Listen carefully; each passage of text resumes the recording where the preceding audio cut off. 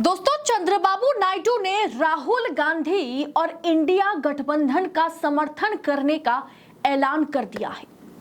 जिस 16 सांसदों के सहारे मोदी की केंद्र में सरकार चल रही है, अब वही टीडीपी मुखिया चंद्रबाबू नायडू ने मोदी को बड़ा झटका दे दिया है। नायडू के बयान ने मोदी शाह की नींदें उड़ा दी है। नायडू के बयान से साफ हो गया है कि एक बड़े मुद्दे पर नायडू मोदी का समर्थन कतई नहीं कर रहे हैं और सीधा सीधा उन्होंने कह दिया है कि इस मुद्दे पर हम इंडिया का समर्थन करते हैं। जरूरत पड़े तो टीडीपी क्या एनडीए के साथ गठबंधन भी तोड़ सकती है। इस मुद्दे पर बताएंगे पूरा माजरा क्या है आपको। इंडियन एक्सप्रेस को दिए गए एक इंटरव्यू ने चंद्रबाबू नायडू के बयान ने तहलका मचा दिया, क्योंकि चंद्रबाबू नायडू ने जातीय जनगणना का समर्थन किया है। जातीय जनगणना का समर्थन इससे पहले खुद नीतीश कुमार कर चुके हैं, इसका समर्थन चिराग पासवान कर चुके हैं और अब चंद्रबाबू नायडू यानी जिन बैसाखियों के सहारे मोदी जी केंद्र में सरकार चला रही है, वो खुलकर मोदी का विरोध कर रहे हैं। चंद्रबाबू नायडू ने कहा है कि जातीय जनगणना के लिए एक भावना है, आपको इसका सम्मान करना चाहिए। क्या यह सीधा सीधा हमला नरेंद्र मोदी की सरकार पर, क्या यह हमला नरेंद्र मोदी और शाह पर है? चंद्रबाबू नायडू ने जांच एजेंसीज के दुरुपयोग पर भी बोला है और कहा है कि बिना सबूत के नहीं होने चाहिए इस तरह के केसेस, ये सही नहीं है। जिस तरीके से ईडी का दुरुपयोग किया जा रहा है वो गलत है। जब इंडियन एक्सप्रेस के पत्रकार ने उनसे पूछा तो उन्होंने कहा कि विपक्षी नेताओं की ओर से आलोचना की जा रही है कि राजनीतिक विपक्षियों को निशाना बनाने के लिए सरकारी मशीनरी के इस्तेमाल किए जा रहे हैं, जो कि गलत है। आपको भी अपनी गिरफ्तारी के दौरान ऐसा ही अनुभव हुआ था। इन आरोपों पर आपकी राय क्या है? ये सवाल जब उनसे पूछा गया तो चंद्रबाबू नायडू ने साफ तौर पर कहा, कुछ राज्य में ऐसा हुआ है, अगर आपके खिलाफ सबूत है तो नेचुरली आपसे इंक्वायरी की जाएगी, इंक्वायरी होगी उस चीज की। बिना सबूत के केसेस नहीं होने चाहिए, ये गलत है। जहां पर आप सबूत इकट्ठा नहीं कर पा रहे हैं वहां जोर जबरदस्ती किसी पर केस चलाना ये गलत है, ये सरकारी मशीनरी का इस्तेमाल है।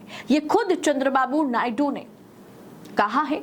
चंद्रबाबू नायडू का ये बयान साफ तौर पर दिखाता है कि नरेंद्र मोदी की सरकार की नीतियों के साथ या जिस तरीके से वो राजनीति बीजेपी करती है, उनके खिलाफ चंद्रबाबू नायडू का ये बड़ा बयान इसे माना जाएगा। चंद्रबाबू नायडू से अरविंद केजरीवाल के बारे में भी पूछा गया था कि आपको क्या लगता है, अरविंद केजरीवाल जैसे बड़े नेता की उनको जेल भेजना क्या ये राजनीतिक दलों का भविष्य तय करेगा? क्या इस तरीके से मशीनरी का इस्तेमाल करके एक मुख्यमंत्री को जेल भेजना, इससे क्या संदेश जाता है?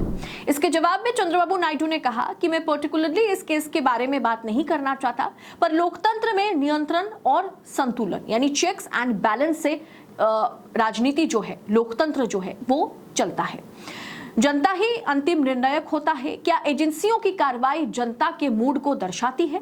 यदि ऐसा नहीं होता तो ये क्या दर्शाता है? इसीलिए हमें इस तरह से काम करना होगा कि कोई भी एजेंसी या व्यक्ति अपनी शक्तियों का दुरुपयोग ना कर सके। यानी उन्होंने कहा कि हमें यह समझने की जरूरत है कि इस तरीके से सरकारी मशीनरी का इस्तेमाल करके अगर हम किसी को अपने पाले में करने की कोशिश करते हैं या हम किसी पर कार्रवाई करते हैं तो जनता इसे किस अंदाज में लेती है? क्या जनता इसे सही अंदाज में लेती है? अगर नहीं तो हमें सोचने की जरूरत है कि अगर जो चीज जनता पसंद नहीं कर रही है या जिसकी समझ जनता को है कि ये सही नहीं हो रहा है, तो हमें उस पर जो है संतुलन बना के रखने की जरूरत है। उस चीज का हम दुरुपयोग नहीं कर सकते। साथ में यह भी उन्होंने कहा कि लोकतंत्र की खूबसूरती नियंत्रण और संतुलन, चेक्स एंड बैलेंस में है, जो चीजों को अपने आप ठीक कर देती है। जातीय जनगणना पर बोलते हुए उन्होंने कहा कि हाँ, ये किया जाना चाहिए, ये एक भावना है और इसमें कुछ भी गलत नहीं है। आप जातीय जनगणना या जाति जनगणना कराइए, ये जरूरी है। आप आर्थिक विश्लेषण करिए, आप कौशल जनगणना कराने की आपको जरूरत है। आप ये काम करते हैं, इन सभी चीजों का निर्णय कैसे किया जाए और आर्थिक असमानता जो है उसे हम कैसे कम कर सके, इस पर काम करने की जरूरत है। यानी सीधा सीधा हमला जो है वो अपनी ही सरकार पर है, वो नरेंद्र मोदी की सरकार पर है, बीजेपी पर है। दोस्तों, एनडीए के सहयोगी दल एक एक करके मोदी सरकार पर जातीय जनगणना को लेकर के दबाव बना रहे हैं।